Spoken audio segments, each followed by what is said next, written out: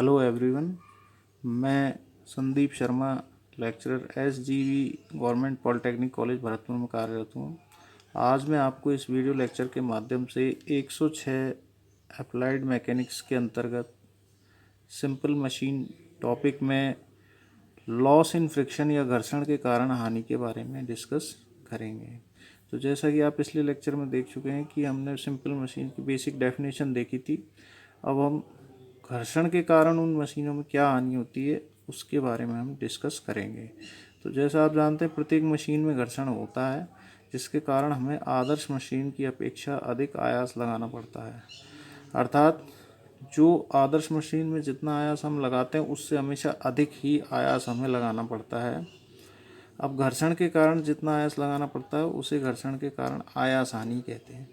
तो हमें अधिक आयास लगाना पड़ेगा उसी भार को उठाने के लिए, तो हमें आयास की हानि होती है।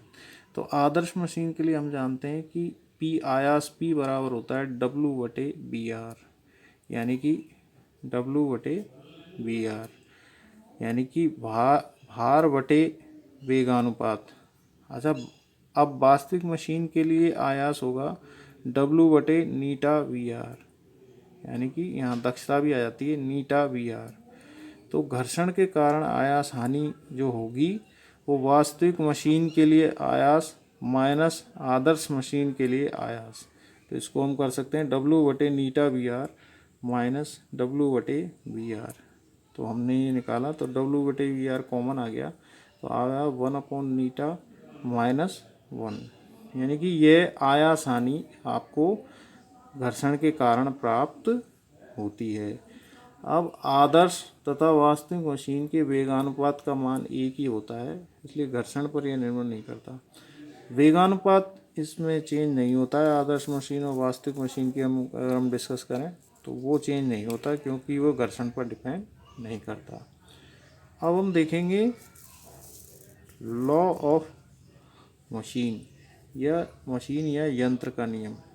ये कहता है कि किसी भी मशीन में किसी भी भार को उठाने के लिए लगाए गए आयास का मान उसके द्वारा उठाए जाने वाले भार के मान पर निर्भर करता है। यानी कि हमारा जितना ज़्यादा भार होगा हमें उतना ही आयास हमें एक तरह से लगाना पड़ता है। तो ये उठाए जाने वाले भार पर निर्भर करता है कि हम कितना आयास लगाएं। तो अतः प्रत्येक मशीन में भार तथा आयास के मध्य निश्चित संबंध होता है। तो भार तथा आयास के मध्य निश्चित संबंध होगा, इसे यंत्र का नियम कहते हैं। तो यंत्र का नियम कहता है कि आयास P बराबर है mW+C। यहाँ W भार है, P आयास है, M तथा C मशीन के अचर गुणांक है। तो एक तरह से एक सरल रेखा समीकरण बन जाता है। M या tan थीटा और C मशीन द्वारा प्रारंभिक घर्षण माना जाता है, मशीन का प्रारंभिक घर्षण माना जाता है। तो एक तरह से सरल रेखीय संबंध होता है आयास में और उठाए जाने वाले भार में। तो इसे हम एक ग्राफिकल रूप से समझ सकते हैं। तो यदि हम आयास P तथा भार W के मध्य एक ग्राफ खींचें तो हमको दो लाइंस दी गई हैं। तो पहली लाइन जब हम देखते हैं कि ये आदर्श मशीन के लिए होती है, यानी P बराबर m0/W, यानी कि यहाँ पे मान लीजिए ये जो सरल रेखा है ये θ0 कोण बनाती है, तो ये आदर्श मशीन के लिए होती है। अब बिना घर्षण के आवश्यक आयास, तो मतलब अगर हमने देखा है तो इतना हमको बिना घर्षण की वाली मशीन के लिए आयास हमको लगाना पड़ेगा। अब हम देखते हैं कि प्रारंभिक घर्षण यदि C हो तब, जैसे वास्तविक मशीन के लिए यदि हम देखें तो ये वाली लाइन जो ऊपर देख रहे हैं आप, P बराबर mW+C होगी। ये वास्तविक मशीन के लिए आयास और भार में संबंध दिखाता है। तो इसमें जो C जो अचर है ये प्रारंभिक घर्षण इसमें लिया गया है और ये थीटा कोण बनाता है। तो घर्षण के कारण जो आयास की हानि जो होती है, जो C एक तरह से प्रारंभिक घर्षण जो बताया गया है, तो वो हमें एक्स्ट्रा mW+C प्लस सी जो है वो हमें प्रारंभिक घर्षण इसमें लगाना पड़ता है। तो ये प्रारंभिक घर्षण इसमें दिखाया गया है। तो इस प्रकार हमने देखा कि ये वास्तविक मशीन के लिए है, ये आदर्श मशीन के लिए है। तो हम कह सकते हैं m बराबर tan थीटा होता है यहाँ, और m0 tan थीटा 0 भी होता है। तो अलग अलग इनके लिए m का मान है वास्तविक और आदर्श मशीन के लिए। तो हमने इस ग्राफ से घर्षण के कारण हानि देखी। तो आदर्श मशीन में प्रारंभिक घर्षण c का मान 0 होता है, यानी कि यहाँ सिर्फ P बराबर m0W ही होता है। तो c का मान यहाँ 0 होता है, और एक तरह से मूल बिंदु से गुजरती हुई सरल रेखा है, और C अंतःखंड काटती हुई ये P बराबर mW प्लस C, ये वास्तविक मशीन के लिए सरल रेखा है।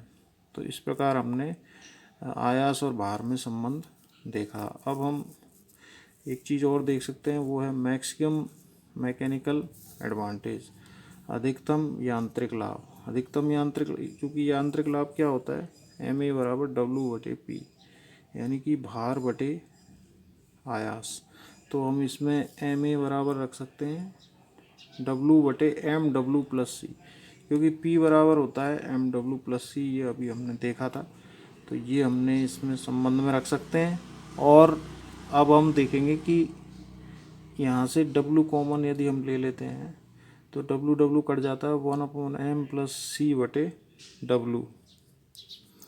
तो ये हमको संबंध यांत्रिक लाभ के लिए मिलता है।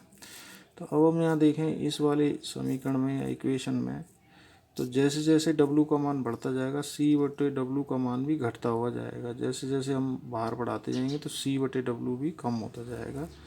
तो C अचर है, अतः बहुत अधिक भार W के लिए C अचर है, अतः बहुत भार W के लिए C/W का मान नगण्य हो जाता है।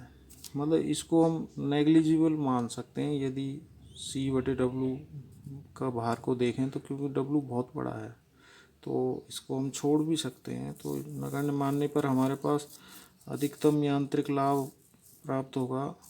ये देखिए, अधिकतम यांत्रिक लाभ ma max बराबर हो जाएगा 1/m, क्योंकि इसे हम छोड़ दिया, तो हमने छोड़ दिया तो हमारे पास ma max बराबर होता है 1/m। तो ये अधिकतम यांत्रिक लाभ होता है।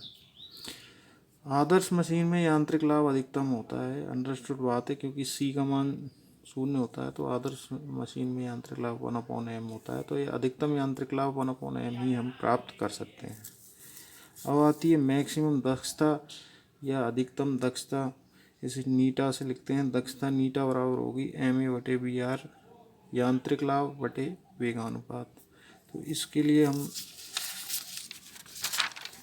आगे निकाल सकते हैं, चूँकि अधिकतम दक्षता होती है, अधिकतम दक्षता नीटा मैक्स बराबर अधिकतम यांत्रिक लाभ बटे वेगानुपात। अधिकतम यांत्रिक लाभ बटे वेगानुपात तो कांस्टेंट रहेगा, तो 1/m। अभी अपन ने देखा था कि अधिकतम यांत्रिक लाभ 1/m होता है, और VR अपन वेगानुपात के लिए रख देते हैं। तो नीटा मैक्स बराबर होगा 1/mVR। तो ये हमें अधिकतम दक्षता प्राप्त हो जाती है। तो ये हमने अधिकतम दक्षता का फॉर्मूला देखा। अब हम कुछ मशीन के लाभ क्या होते हैं, मशीन से हमें क्या लाभ प्राप्त होता है, वो हम देखते हैं।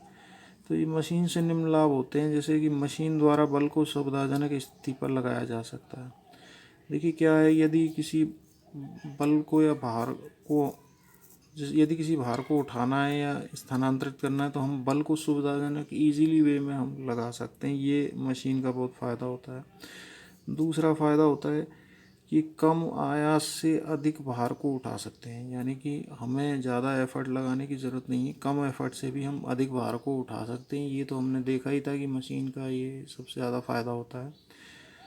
एक और होता है कि मशीन का संचालन मानव या पशु के अलावा किसी भी अन्य प्रकार की ऊर्जा द्वारा भी किया जा सकता है, यानी कि हम इसे मानव या पशु द्वारा भी संचालित कर सकते हैं, साथ ही किसी अन्य प्रकार की ऊर्जा से भी हम संचालित कर सकते हैं। जैसे कि कोई इस प्रकार की ऊर्जा लगाएं कि वो लगातार उस ऊर्जा से चलता ही रहे मशीन, तो वो भी हम कर सकते हैं। तो ये हमने मुख्य मुख्य इसके लाभ देखे कि मशीन से ये निम्न लाभ होते हैं।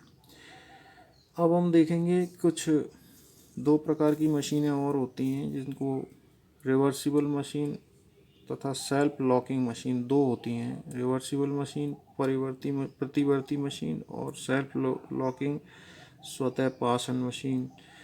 तो प्रतिवर्ती मशीन क्या होगी? ऐसे मशीन जो कि आयास से हटाने पर भार के प्रभाव से विपरीत दिशा में कार्य कर सकती हैं, अर्थात उल्टी दिशा में चल सकती हों, को विपरीत या प्रतिवर्ती मशीन कहते हैं।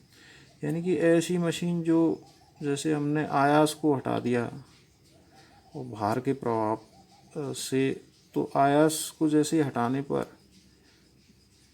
भार के प्रभाव से अगर वो विपरीत दिशा में काम करने लग जाए, यानी कि आयास एक बार आपने हटा दिया और भार के प्रभाव से वो वापस रिवर्स डायरेक्शन में काम करने लग जाए, क्योंकि अभी तो काम किया था उसने आयास के कारण, लेकिन आपने हटाया तो वो वापस रिवर्स में काम करने लगे, तो ऐसी मशीन को हम विपरीत या प्रतिवर्ती मशीन या रिवर्सिबल मशीन कहते हैं। अब प्रतिवर्ती मशीन की दक्षता सदैव 50% से अधिक होती है। ये हमें याद रखना चाहिए कि इनकी जो दक्षता होती है वो 50% से अधिक होती है। अच्छा, अब दूसरी प्रकार की मशीन, जो ऐसी मशीन जो आयास हटाने पर केवल भार के प्रभाव से विपरीत दिशा में कार्य नहीं कर सकती, अर्थात उल्टी नहीं चल सकती है, को स्वतः पाषण मशीन या आप जकड़ बंद या सेल्फ लॉकिंग मशीन कहते हैं। यानी कि अगर हमने आयास हटाया और वो वापस भार के प्रभाव के कारण विपरीत दिशा में कार्य नहीं कर पाए, अर्थात उल्टी नहीं चल पाए, तो ऐसी मशीन को हम सेल्फ लॉकिंग मशीन या स्वतः पाषण या आप जकड़ मशीन कहते हैं। अब इसमें ऐसी मशीन की दक्षता सदैव 50% से कम होती है। जो मशीन प्रतिवर्ती नहीं है उसकी जो दक्षता होगी वो सदैव 50% से कम होगी, यानी कि सेल्फ लॉकिंग मशीन की दक्षता 50% से कम होती है। तो ये हमने अंतर प्रतिवर्ती मशीन और स्वतः पाषण या सेल्फ लॉकिंग मशीन के बारे में हमने स्पष्ट हुआ। तो यहाँ पर आपने ये देखा कि घर्षण के कारण किस प्रकार दक्षता और यांत्रिक लाभ में परिवर्तन होता है और किस प्रकार हम मैक्सिमम दक्षता और मैक्सिमम यांत्रिक लाभ ज्ञात कर सकते हैं। तो इनका उपयोग हम आगे आने वाले न्यूमेरिकल्स में भी कर सकते हैं। तो इस टॉपिक के लिए धन्यवाद।